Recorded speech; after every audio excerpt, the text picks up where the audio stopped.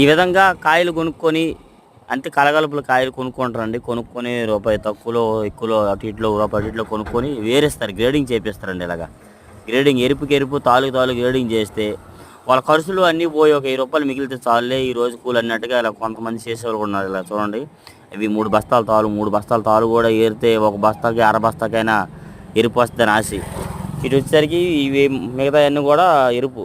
ఇవి తాళండి 3 బస్తాలు తాళ్ళు ఇలా ఏరించుకుంటారు. నెక్స్ట్ అలాగే చూడండి మొత్తం వరుసగా ఎరుపు అవన్నీ ఎరగాలి ఇలాగా.